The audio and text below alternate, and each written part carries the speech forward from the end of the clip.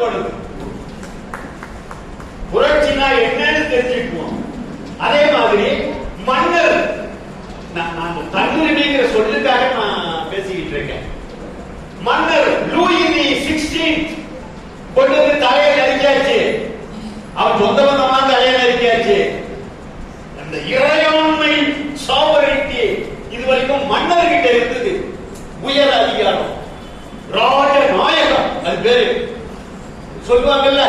அந்த நாயகம், அந்த தன்மை யாருன்னா ராஜா கிட்ட இருந்தது. இது வரைக்கும் தலைநகருக்கு ராஜநாயகத்தை அடுத்துதான். இனிமேல் யார் இந்த அதிகாரத்தை பயன்படுத்த போகுதுன்னா மக்கள்கிட்ட தான். அது அப்படியே மக்கள்கிட்ட பரவலா கொடுத்தான். மக்கள் நாயகமாக மாறிச்சு. அது பேரு ஜனநாயகம். ராஜநாயகம் போனது, ஜனநாயகம் என்பது பிறந்தது.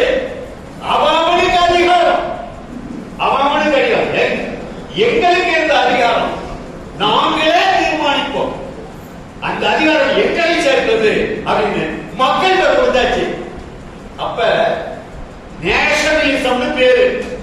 இளைஞர்களுடைய பயன்பாட்டுக்காக சொல்றேன். நேஷனலிசம் அப்படின்னா கொடியேற்றும் போது இப்படி சல்யூட் அடிச்சுட்டு பெப்பர்மெண்ட் வாங்கி வாயை போட்டுட்டு போறதுன்னு உங்க ஆசிரியர்கள் கற்பிச்சிருப்பாங்க. அது அல்ல, அது அல்ல. அது ஒரு வார்த்தையும் ரொம்ப பொருள் பொதித்தது. இந்த நேஷனலிசம் என்ற சொல், நேஷனலிசம் என்ற சொல் 1772 தான் முதலா புழக்கத்துக்கு வருது. தேசம் என்கிற நேஷன் வந்துச்சு. முதல்ல நேஷன் 18ஆம் நூற்றாண்டில் இருக்கிற நேஷன் என்பது தேசம். அது வந்துருச்சு. மன்னர் முடிவுரை வேந்தர்கள் இருந்தான். ஆனா நேஷனலிசம் வார்த்தை இல்லை. அப்ப நேஷனலிசம் இந்த பிரெஞ்சு புரட்சிக்கு பிறகு வருது. அது என்னன்னா இந்த வங்கிகள் தேசியமயமாக்கினாங்கல்ல. இங்க வங்கிகளை தேசியமயமாக்குற மாதிரி மன்னருக்கு அந்த இறையாண்மை அதிகாரத்தை நேஷனலைஸ் பண்ணியாச்சோம்.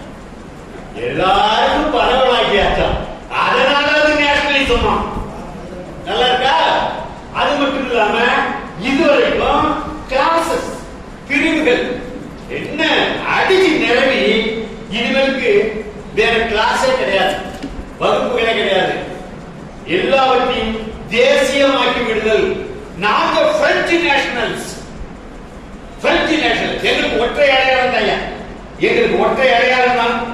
நாங்க பிரெஞ்சு நேஷனல்ஸ். அங்க ஒருத்தன் we are the English.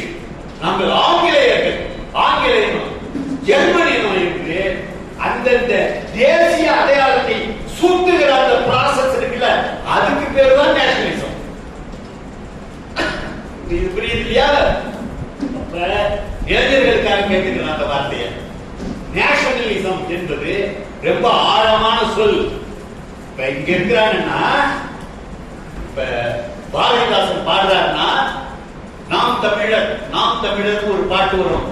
அது என்ன பொருள்னா, நாங்க நாடர் இல்ல, நாங்க வன்னியர் இல்ல, நாங்க தேவர் இல்ல, நாங்க முதலியார் இல்ல, நாங்க கவுண்டர் இல்ல, எங்களுக்கு ஒற்றையாளர் தான் உண்டு, நாங்கள் தமிழர்கள். இதுதான் பாரதிதாசன். அவர் என்ன சொல்வார்னா, ஐயோ சாதி இருக்கிறது என்பானுக்கு இருக்கின்றானே பாடுவார். சாதி இருக்கின்றது என்பானுக்கு இருக்கின்றானே என்று பாடுவார். அப்ப சாதியை ஒழித்தால் நமக்கு ஒரு ஒற்றை அடையாளம் கிடைக்கும்ல, அதுதான் தமிழர்கள் அடையாளம். அதுதான் இங்க கிடைச்சது. பிரெஞ்சு புரட்சிக்கு பிறகு, பிரெஞ்சு புரட்சிக்கு பிறகு 1848 பெரிய புரட்சி ஒண்ணு ஐரோப்பாவில் அப்படியே பரவி எல்லா நாடும் உடனே ஒரு மொழி இனமும் தனக்கான சாவரின் ஸ்டேட்டை, இறையாண்மை உள்ள தேசத்தை நிறுவிக் கொண்டது. அப்ப அங்கிருந்து கப்பல் ஏறி வந்தாங்க. கப்பல் ஏறி வரும்போது வெள்ளக்காரன் கையில 2 முருக போத்து எடுத்துட்டு வந்தான், தேச போத்து. அதை கொண்டாந்து நட்டு வச்சான். நட்டு வச்சு அது கிளையெல்லாம் பிச்சு எல்லாம் வளர்ந்துருச்சு. ஜனநாயகம், உங்களுக்கு கூடிய பார்லிமெண்ட தேர்தலில் நின்றுக்கோங்க, எல்லாரும் வந்து சட்டம் போடுங்க, டிஸ்கஸ் பண்ணுங்க. இதுவா இந்த நடைமுறையை வெளிநாட்டவர்கள் கொடுத்தார்கள். இங்க இருக்கிறது தெரியாது, அவனுக்கு ரொம்ப சாதாரணமா இருக்கும். தேசியம்னா என்ன அதெல்லாம் சாதாரணமா இருக்கும். அப்ப அவர்களுக்கு என்னன்னா இந்தியா இதுதான் தேசம்னு அவன் நினைச்சுக்கிட்டு இருப்பான். அது அல்ல, ஐரோப்பாவில் என்ன தரப்பட்டதோ அதுதான் உலகம் முழுவதுக்குமான எல்லா இனங்களுக்கும் அப்படிங்கறத ஞாபகம் வச்சுக்கணும். நான் சொல்லுவது கொஞ்சம் நினைவுல இருக்கும்னு நினைக்கிறேன். அவரு ஐயா தன்னுரிமையும் போட்டுட்டாரு, அதை படிச்சுட்டு அப்படியே பாஸ் பண்ணிடுவோம். அதாவது என் கதிப்போக்கை ஒரு தேசியமும் என் அரசியலை, என் பொருளாதாரத்தை, என் சமூகம் எப்படி இருக்கணுங்கிறத, என் பண்பாட்டை நானே தீர்மானிப்பேன்னு சொன்னாங்க இல்லையா, அது பேரு செல்ஃப் டிட்டர்மினேஷன் பேரு. செல்ஃப் டிட்டர்மினேஷன், சுய நிர்ணய உரிமை, அது சுய தீர்மானிப்பு உரிமை, தன் தீர்மானிப்பு உரிமை. அது கொஞ்சம் சுருக்கமா இருக்கட்டுமே தன் உரிமை போட்டாச்சு. அப்ப வேர்கள் இந்த வார்த்தையின் வேர்கள் ஐரோப்பாவில் நடந்த பெரும் புரட்சிகள்ல இருக்கு. அந்த தன்னுரிமை உனக்கு வேண்டாமான்னு கேட்கிறார் ஐயா. நீ தன்னுரிமை கம்மி பேச பேசணும். அதை விட்டுட்டு எங்களுக்கு நீங்க ஆளுநர் கையெழுத்து போட மாட்டேங்கிறீங்க, எனக்குலாம் ஒரே வருத்தமா இருக்கு. கையை கால உதவி அழுவுறது, ஆளுநர் கையெழுத்து போடணும். எல்லா பட்டையும் நீங்களே வசூல் பண்ணிக்கிட்டீங்க. எங்களுக்கு ₹1 29 தான் திருப்பி கொடுக்குறீங்க. கொஞ்சம் கூட போட்டு கொடுக்குறாங்க. கஜா புயல் அடிச்சு பல தென்னமரமே காணும், புயல் அடிச்சு வீணா போச்சு. கொஞ்சம் வயல கொஞ்சம் மழை நிவாரணம், வெள்ள நிவாரணம் விடுங்கல. நம்ம பாருங்க வீணாக்கிட்டு நாம நம்ப மாட்டேங்கிறான். நம்ம படத்தை புள்ளி வச்சுட்டு அங்கே ஹெலிகாப்டர்ல பைனாக்குலர் வச்சு பாக்குறான். தென்னை மரம் விழுந்திருக்கா, தண்ணி நிக்குதா, எல்லாம் டெல்லியிலே பார்த்துக்கிட்டு போயிட்டு பாத்தீங்களா எவ்வளவு அழிஞ்சிருக்கு, பணம் கொடுக்கிறான். கொடுக்கலாம், ஆனா இப்ப கொடுக்க முடியாதுங்கிறான். நம்ம எவ்வளவு ஒரு பரிதாப நிலையில அரசியல் நடத்திக்கிட்டு இருக்கோம் அப்படின்னு நினைக்கிறீங்க? நாம இந்த திசையில கொண்டு போகணும், புரிய வைக்கணும்னு நினைக்கிறேன். ஆனா சில நபர்கள் அவங்க என்னன்னா, தமிழ்நாட்டுக்கு எவ்வளவு பிரச்சனை இருக்கிறதா, என்னை நீ முதலமைச்சராக்குவோம், பிரச்சனையெல்லாம் தீர்ந்து. தமிழ்நாட்டுக்கு முதலமைச்சரானாக்கா உங்க பிரச்சனை தீரும், அப்ப கூட தீராது. தமிழ்நாட்டின் பிரச்சனை என்ன தீரும்? எப்படி தீரும்? தமிழ்நாட்டின் பிரச்சனை என்னன்னு தெரியுமா? மலைகளை காணவில்லை, ஆண்டார பண்றான், இதை பண்றான், டெல்லியில வச்சு ஏழை விடுறான். என்ன செய்யறதா இருக்கீங்க? எதுக்கு போறீங்களா? படை நடத்துறீங்களா? அதெல்லாம் முடியாது. படைன்னு ஒண்ணு நடத்தினா கருணாநிதி நாடு எடுத்துதான் நடக்கும். தெலுங்கர்கள், அவன் ஆந்திரம், அவன் கன்னடர்கள், நம்ம எப்படி நசுக்கப்பட்டு பாவமா இருக்குமோ அது மாதிரி தெலுங்கு ஆந்திராவும் நசுக்கப்பட்டு பாவமா தான் இருக்கான். அந்தாண்ட கர்நாடகா அவனும் நசுக்கப்பட்டு பாவமா தான் இருக்கான். மலையாளியை கேட்கவே வேண்டாம். நானும் மார்க்சியம் படிச்சு பார்க்கிறேன், புரட்சியும் வரல, ஒழிச்சு வரல. அவன் இவங்க எல்லாமே நசுக்கிட்டு இருக்கிறவன் டெல்லி ஏமாதிபத்தியம். அதை எதிர்த்து இந்த தேசங்கள் எல்லாம் ஒருங்கிணையணும். ஆனா அதை விட்டுட்டு இந்த பஸ்ல இவன் போறது பெரிய சண்டைக்கு. ஆனா அதை விட்டுட்டு பஸ்ல சீட்ல ஒருத்தன் குண்டா உட்காந்து இடத்த நிறைய அடிச்சுட்டான், இவங்கிட்ட சண்டை போட்டு இருப்பாங்க. யார் யாரு? கர்நாடகா. தண்ணி கொடுக்க மாட்டேங்கிற, தண்ணி கொடுக்கவே மாட்டான். எனக்கு வேணுங்கிற ஆறுகள் யாருக்கு தெரியுமா? அவன் சொல்றா தெரியவா, முதல்ல ஓகிட்டையும் என்கிட்டையும் இருந்துச்சு. இன்னைக்கு ஜல்சக்தி துறையில டெல்லிக்காரங்க எடுத்து விட்டான். நீ சண்டை போட வேண்டியது டெல்லிக்காரர்கிட்ட, நானும் அவன்கிட்ட தான் சண்டை போடணும்.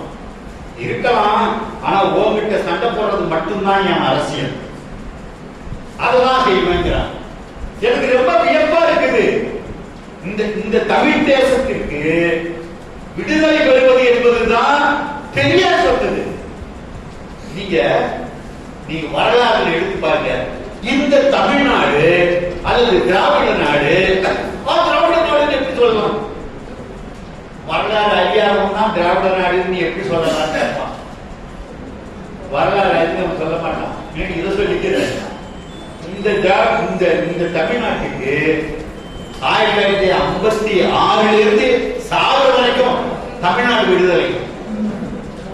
தமிழ்நாடு தமிழருக்கேன்னு 38 குரல் எழுப்பி திராவிட நாடு திராவிடருக்கே சொல்லி சென்னை மாகாணம் கூட இருக்கக்கூடிய மக்கள் அவங்களை அனுசரிச்சு திராவிட நாடு திராவிடருக்கேன்னு பெரியார் குரல் எழுப்பினார். மனசாட்சியோட நீங்க எல்லாரும் யோசிச்சு சொல்லுங்க. இந்த துணைக்கண்டத்துல தான் வாழும் அந்த மக்களுக்கு, அந்த பகுதிக்கு தனி விடுதலை கோரிய தலைவர் வேற யாராவது உண்டா? 1959 இருந்து பாவலரேறு தெரிஞ்சிருக்கிறார். பிறகுதான் நீங்க 80களில் வர்றாங்க மற்ற தலைவர்கள். கல்வி போர் எழுதி இருக்கிறாங்க இல்லையா? 76க்கு பிறகு, அப்புறம் 80களில் தோழர் தமிழரசன், புலவர் கலிபெருமாள் இவங்கெல்லாம் பெரியாரை இகழ்த்தவங்க கிடையாது. புலவர் கலிபெருமாள் தான் பேசுவாரு. பெரியார் ஈவேரா ஒரு விஞ்ஞானி பாரு. புலவர் கலிபெருமாள் எனக்கு ரொம்ப நல்லா தெரியும். நான் பல பேரை நான் நேரில் பார்க்க வாய்ப்பு அவர்கிட்ட இல்ல, பல பேரை 1984 பெண்ணாடு மாநாடுக்கெல்லாம் போனேன். பல பேரு தமிழ் தேசியத்துக்கு வந்து சேர்றதுக்கு முன்னாடியே நான் தமிழ் தேசியவாதி. அந்த தலைவர்கள் ஒரு குறை சொல்லிடுவாங்களா இவர்கள? ஏன்னா அவங்கதான் முன்னத்தி ஏன் முதல்ல தமிழ்நாட்டுக்கு விடுதலை கேட்டவர்கள் அவங்கதான் என்பதெல்லாம் அவருக்கு அறிவாக. 1945 கூட முழு சுதந்திர நாடு, நம்ம சொன்ன இறையாண்மையோடு கூடிய நாடு வேணும்னு தீர்மானம் போட்டவரும் 45 இருக்கு. ஐயா நம்ம தெரியாது. ஆனா அது கூட காரணம் இருக்கு, தெரிஞ்சு வச்சுக்கோங்க. ஒரு விஷயத்த இளைஞர்களுக்கு தான் இது, இவங்க எல்லாம் கரை கண்டவங்க, எல்லாமே படிச்சு வச்சிருக்கிறவங்க. இளைஞர்கள் தான் அவசியம் தெரிஞ்சு வச்சுக்கணும். 1942 வெள்ளக்கார தூதுக்குழு ஒன்று வருது. அந்த தூதுக்குழு வந்து கிரிப்ஸ் தூதுக்குழுன்னு பேரு.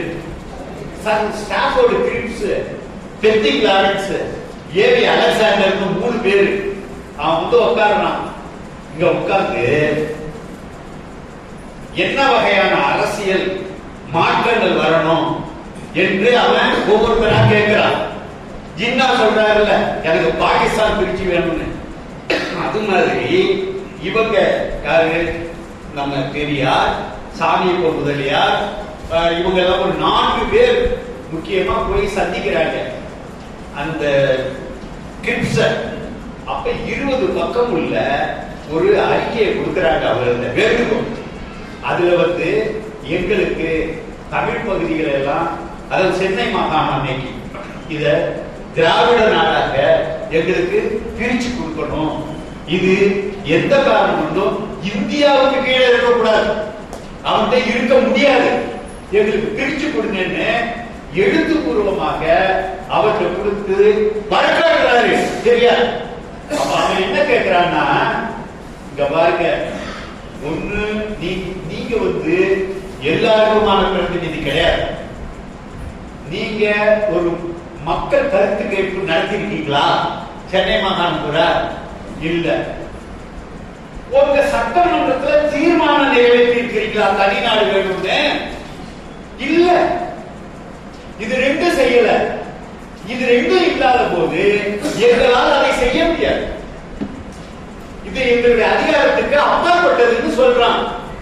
அப்ப ஒண்ணு தெரிஞ்சது பெரியாருக்கு 42 எவ்வளவு தூரம் நம்ம ஆட்களை நம்ம பக்கம் சேர்த்து வச்சுக்கிறோமோ அந்த அளவுக்கு பலம்னு கருதுனார்.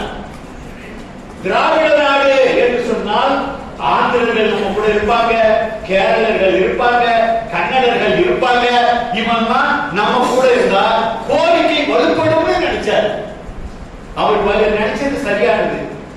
ஆனா மொழி வழி கோரிக்கைகள் வலுப்பெற்று அவங்க எல்லாம் பிரிஞ்சு போகும்போது 1956 தமிழ்நாடும் ஒரு தனி இந்த தமிழ் மாவட்டங்களை மட்டும் கொண்டு பிறந்த போது நல்லது அவங்க எல்லாம் நமக்கு உதவியா இருப்பான்னு நினைச்சோம். ஒருத்தருக்கு வரல, அவன் தனியா போன வரைக்கும் நமக்கு நல்லது. இனிமேல் தமிழ்நாடு தமிழருக்கு என்பது சரி, தமிழ்நாடு விடுதலை தான் நம்ம இருக்கு. திராவிடர்கள் அவரு ஏன் அவரு இழுத்து பிடிச்சாருன்னா, நாளைக்கு சட்டமன்றத்துல தீர்மானம் போட்டாலோ எதிர்காலத்துல அதெல்லாம் யோசிச்சுதான் அவர் திராவிடங்கிற வார்த்தைய 42 வலுப்படுத்துறாரு, 45 தீர்மானம் போடுறாரு. ஆனால் அதெல்லாம் நடக்கல. திரும்ப தமிழ்நாடு தமிழருக்கு பெரியார் தமிழர் கடனாம வச்சுக்கலாம். இல்ல, ஒரு இலக்கிய மன்றம் கூட்டம் நடத்துறதா அப்படி வச்சிருக்கலாம். பெரியார் நடத்தினது இலக்கிய மன்ற கூட்டம் இல்ல, அவர் நடத்துறது விடுதலை போராட்டம். எவ்வளவு பேரை தன்னோட இணைக்க முடியும்னு பாக்குறாரு. அது இணைக்க முடியலும் போது இனிமேல் தமிழ்நாடு தமிழருக்கு என்பதே சரின்னு சொல்லி அந்த மனிதன் 1973 தன் இறப்பு வரை தமிழ்நாட்டுடைய விடுதலையை தான் பேசினார். பேசி நம்ம கிட்ட கொடுத்துட்டு போயிருக்காரு. அவர் சொன்னதுக்கு நமக்கு அன்னைக்கு நிலைமைக்கு என்ன வாய்ப்புகள் இருந்துச்சு அப்படின்னா, தமிழ்நாடு விடுதலை போகலன்னா உலகம் நம்மள கேவலமா நினைச்சுக்குவான். இன்னைக்கு நம்ம 8 கோடி பேர் இருக்கோம்ல, இவ்வளவு இல்லாம 1 கோடி இருக்கிறவன் 15 லட்சம் இருக்கிறவன் எல்லாம் இன்னைக்கு உலகத்துல இறையாண்மை உள்ள தேசமா இருக்கான். உலகத்துல 193 நாடுகள் இருக்குங்க. அந்த 193ல பாலஸ்தீனம் பார்வையாளர் ரோம் போப்பாண்டவருடைய சீட்டு ரோம் அது வாக்கெடுப்புல எல்லாம் கலக்காது. மீதி 191 நாடு ஐக்கிய நாடுகள் அவையில இருக்கு. அது இந்தியா பாகிஸ்தான் மாதிரி பல தேசிய உள்ள நாடுகள் இருக்கு. இவங்க எல்லாம் இவங்களுக்கு தான் விடுதலை அடையணும், இவங்களுக்கு தான் விடுதலை அடையணும். எல்லாம் ஒரு தட்ட அடிமையா இருந்து அப்படியே விடுதலை அடைஞ்சிட்டு. ஆனா இங்க என்ன, கொத்து கொத்தா ஆங்கிலேயர்கிட்ட இருந்துச்சு. இது காலனி ஆதிக்கத்திலிருந்து விடுதலை அடைஞ்சிருக்கு. ஆனா அதுல இருந்து இன்னும் பிரிச்சு கொடுக்கல நமக்கு. அப்ப 2 கட்டம் இருக்கு. இந்த கிராமத்துல நீங்க இப்ப கடையில போய் உளுந்த பருப்பு வாங்கி ஊற வச்சு தோசைக்கு அரைச்சுவாங்க. ஆனா கிராமத்துல கருப்பு உளுந்த 2ஆ உடைச்சு ஊற வச்சு அந்த மேல இருக்க கருப்பு தோலை நீக்கிட்டு அதுக்கப்புறம் தான் அரைக்க முடியும். நம்ம கருப்பு உளுந்த கழுவி மேல இருக்க தோலை நீக்கிட்டு செய்யற அந்த நிலையில இருக்கும். நம்ம காலனிகள் விடுதலை அடைஞ்சிட்டு. ஆனா இந்தியாவுக்கு ஒரு காலனிய நாடு தானே அவங்களுக்கு. அதுல நம்ம விடுதலை அடையணும். அவன் வெள்ளக்காரன் என்ன சொன்னா, பார்த்து போட்டு மூட்டையை எடுத்து கொடுத்துட்டான். எல்லாருக்கும் அதுல சாப்பாடு பொட்டல இருக்கு. வெள்ளக்காரன் கொடுத்துட்டு போயிட்டான். மூட்டையை சாக்கு மூட்டையை வாங்கினவன் பிரிச்சு நமக்கு கொடுக்க மாட்டேங்கிறாங்க. அடிக்க வர்றான், அடியால தூக்கிட்டு மிரட்டுறான், ஆயுதப்படைகள் எல்லாம் வச்சிருக்கான். நம்ம வாழ்க்கை பயந்துக்கிட்டு ஏதாவது பார்த்து நீங்களா பார்த்து எனக்கு கொடுத்தீங்கன்னா தேவலாங்கிற நிலைமை. இதுதான் தமிழ்நாட்டின் இன்றைய அரசியல். இதுதான் இன்னைக்கு நடந்துகிட்டு இருக்க அரசியல். இது இப்படியே ஓடணும். ஆனா இப்படி நடக்கும். அது அல்ல நம்முடைய அரசியல்ங்கிறது. நமக்கு இதெல்லாம் கொடுப்பதற்கு ஒரு நியாயப்பாடு இருக்குதா? உலக அளவுல 1896 கம்யூனிஸ்ட் கட்சியினுடைய 2வது அகிலத்தினுடைய 4th காங்கிரஸ், 4வது காங்கிரஸ், உலக அளவுல கம்யூனிஸ்டுகள் கூட்டம் போட்டாங்க. அதுல சொன்னாங்க, ஒரு இனமும் இறையாண்மை உள்ளது, எந்த இனமும் இன்னொரு இனத்துக்கு கீழானது அல்ல. ஒரு இனமும் விடுதலை அடைய உரிமை படைத்தது தேசிய இனங்களுடைய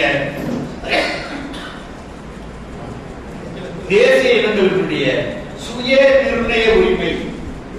தேசிய இனங்களில் சுய நிர்ணய உரிமையை நாங்கள் அங்கீகரிக்கிறோம் அப்படின்னு சொன்னாங்க. தேசிய இனங்களுடைய சுய நிர்ணய உரிமையை அங்கீகரிக்க அப்படின்னு உலக அளவுல கம்யூனிஸ்டுகள் கூடி முடிவெடுத்தாங்க. அதுக்கப்புறம் முதல் உலக போர் முடிஞ்சது. முதல் உலக போர்ங்கிறது 1914 இருந்து 18 வரைக்கும். அந்த முதல் உலக போர் முடிஞ்ச உடனே அன்னைக்கு ரஷ்ய புரட்சி 1917 பிரிந்து போகும் உரிமையோடு தேசிய இனங்கள் ஒன்னா வாங்க, புரட்சி முடிந்தவுடன் உங்களுக்கு பிரிந்து போகும் உரிமையோடு நீங்க இணைந்திருக்கலாம் என்று சொன்னார். அதன்படி சோவியத் அரசியல் சட்டம் வகுக்கப்பட்டது. குடிக்கிறவன பிரிஞ்சு விட்டாங்க 15 குடியரசுகள் ரஷ்யாவில் இருந்து. அவங்களுக்கு ஒரு நியாய உணர்வு இருந்ததுங்க ஐயா. அவன் புரட்சி செய்யும் போது ஒருத்தரும் தனித்தனி தேசிய இனம்ங்கிற அந்த மரியாதையை கொடுத்தாங்க. 1945 ஐக்கிய நாடுகள் சார்ட்டர், யுஎன்ஓ ஐக்கிய நாடுகள் அவையுடைய அந்த சாசனம் அவன் சொல்றான். ஆங்கிலத்தில் நான் அந்த 2 வரியை சொல்லிக்கிறேன். To develop friendly relations among nations based on respect for the principle of equal rights and self-determination of people, and to take other appropriate measures strengthen universal peace. உலக அமைதியை காக்கணும்னா எல்லா தேசிய இனங்களுக்கும் சுயநிர்ணய உரிமை தரப்பட வேண்டும். ஐக்கிய நாடுகள் அதேதான். இன்டர்நேஷனல் காவனன்ட்னா ஒப்பந்தம் நடத்தும். Civil and economic, social and cultural rights 1966 அவன் உறுதிப்படுத்தி இருக்கான். இவ்வளவு உறுதிப்படுத்தும் போது இங்க என்ன நடந்தது? 1942 இந்திய கம்யூனிஸ்ட் கட்சி அவங்க, நான் சொல்லக்கூடிய செய்தியை இளைஞர்கள் மனசுல பதிவு பண்ணிக்கோங்க. உலகம் பூரா சுயநிர்ணய உரிமையை வலியுறுத்திய நிலையில இந்தியாவில் இந்திய கம்யூனிஸ்ட் கட்சி சுதந்திர இந்தியாவில் ஒன்றாக வாழும் பல தேசிய இனங்களுள் வகுப்புகள் இவற்றுக்கிடையே முழுமையான சமத்துவம் நிலவும் என்று அறிவிக்க வேண்டும். ஒரு தேசிய இனத்தை மற்றொரு தேசிய இனம் ஒடுக்குவது என்பது இருக்கக்கூடாது. எல்லாம் இந்த தேசிய இனங்கள் கம்யூனிஸ்ட் கட்சி 1942 ஏற்றிருந்தது. அது மாதிரி 46 கேபினெட் தூதுக்குழு வந்தது. அந்த கேபினெட் தூதுக்குழு கிட்ட கம்யூனிஸ்ட் கட்சியினுடைய பொதுச் செயலாளர் பி.வி. ஜோஷி ஒரு அறிக்கை கொடுக்கிறார். அதுல என்ன சொல்றாருன்னா, இந்தியாவில் இருக்கக்கூடிய இந்த அலகுகள், தமிழ்நாடு ஒவ்வொன்றும், இந்த அலகுகளில் ஒவ்வொரு இன மக்களும் unfettered right of self determination பெற வேண்டும். ஃபெட்டர் விளங்குங்கள். unfettered right, எந்த தடையும் இல்லாமல் அவ்வளவு பேருக்கும் ஒரு இடத்துக்கும் சுய நிர்ணய உரிமை வழங்கப்பட வேண்டும். இது 1946. அதன் பிறகு 1954 தலையிடம் மாற்றி கம்யூனிஸ்ட் கட்சி பிரிட்டானிய ஏகாதிபத்தியத்தில் இருந்து இந்திய நாடு விடுதலை பெற்றதுனூடே விடுதலை பெற்றதுல அதுதான் நம்ம செல்ஃப் டிட்டர்மினேஷன் போயிட்டார். தலைமுறை கவுத்துட்டாங்க. பெரியார் தான் 1938 இருந்து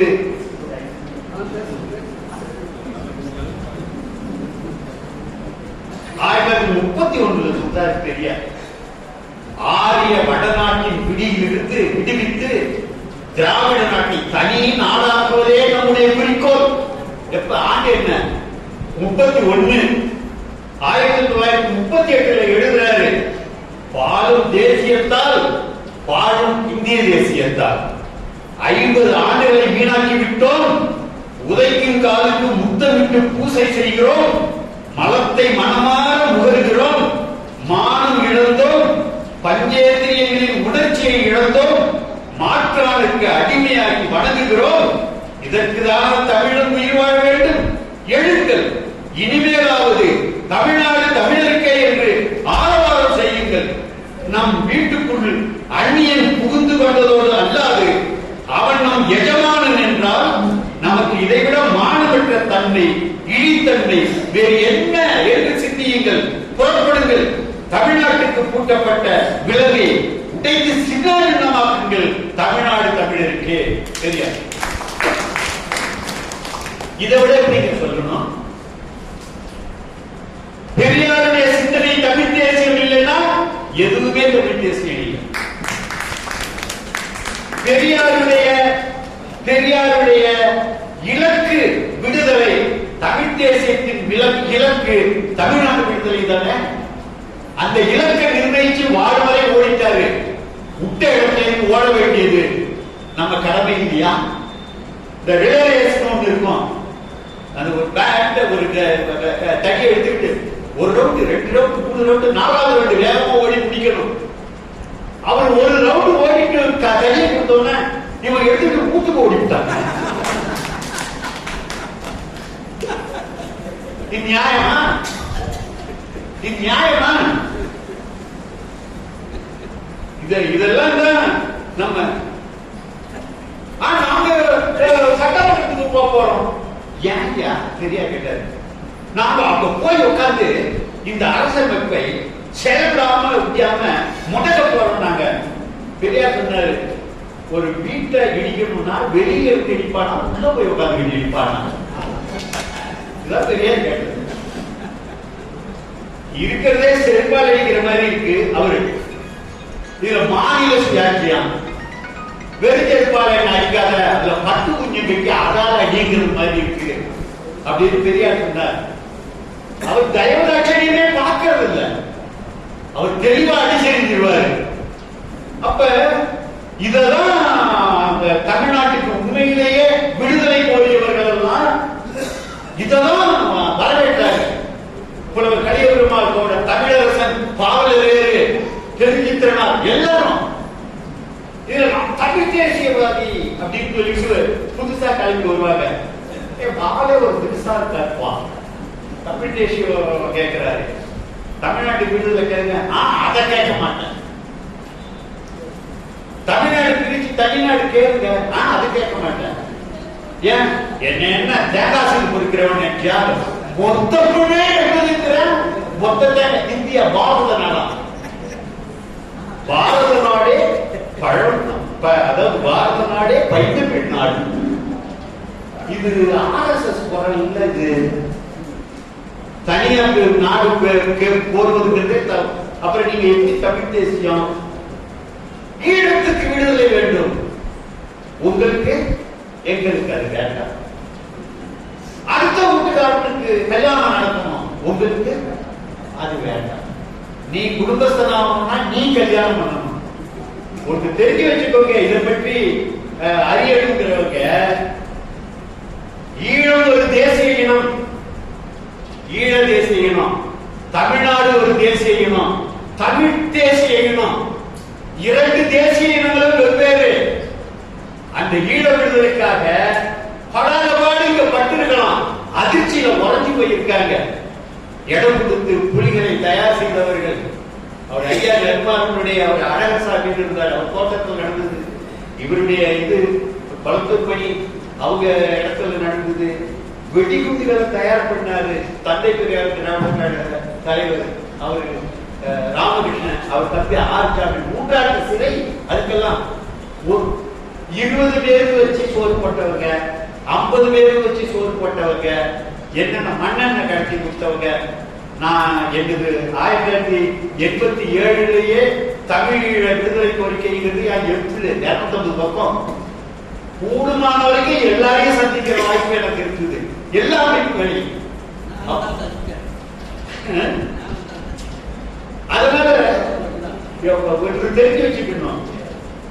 நாளைக்கு ஈழம் வேண்டுமா வேண்டாமான்னு கருத்து கணிப்பு நடந்ததுன்னா நீங்களும் நானும் ஓட்டு போட முடியாது. ஈழ மக்கள் தான், புலம்பெயர் மக்கள் தான் வாக்களிக்க முடியும். ஏன்னா அது அவங்க தேசம். நாம உதவி செய்யலாம். எவ்வளவு பாடுபட்டாலும் சரி நாம அவங்களுக்கு உதவிதான் செய்யலாம். நாம ஈழத்தமிழ தேசியத்துக்கு நாம பங்களிச்சிட முடியாது. விடுதலைக்கு, இந்த தமிழ்நாட்டின் விடுதலைக்கு ஒருத்தன் பாடுபட்டாதான் அவன் தமிழ் தேசியவாதி. நாம அதை பொறுத்த வரைக்கும் பக்கத்து வீட்டுக்காரன் தான். அவங்களுக்காக அல்லல் பண்றதுங்கிறது வேலை. இங்க இருந்து பிள்ளைகளை அனுப்பி போர்ல செத்து இருக்கிறாங்க. பேராசிரியர் நெடுஞ்செழியன், நெடுஞ்செழியன் அவருடைய பிள்ளைங்க செத்து இருக்கிறாங்க அங்க போர்ல. அது இருக்கலாம், ஆனா அது வேறு தேசிய இனம், இது வேறு தேசிய இனம் அப்படிங்கறத நாம தெரிஞ்சுக்கணும். இந்த தமிழ் தேசிய இனத்திற்கு பெரும் தடைகளாக இருக்கக்கூடியது, முதல்ல நாம் ஒரு தேசிய இனம் அப்படின்னு உணரணும் இல்லைங்கய்யா. உலகியல் முக்கியம் இல்ல. ஜே.வி. ஸ்டாலின் சொல்வார்ல, மொழி ஒரு நேரம் பொது பொருளாதார வாழ்வில் மலர்ந்த ஒரு பண்பாடு. நாம் ஒரு இனம் என்ற உளவியல். நீ யாரு யாரு கேட்டாக்கா தமிழர் சொல்ல மாட்டான். கவுண்டருங்க, நாடாருங்க, தேவருங்க, முதலாளிங்க, முதலையாருங்க, நத்தம் உடையாருங்க, உடையார். இதுல இருந்துதான் அவனை விடுவிக்க வேண்டியிருக்கு. இதான் முதல் தடை, இதுதான் முதல் தடை. அந்த தடையை உடைக்காம இந்த உளவியல் கிடைக்காது. இந்த உளவியல் கிடைக்கலன்னா கல்யாணம் பண்ணலன்னா ரேஷன் கார்டு தர மாட்டான் இல்லையா.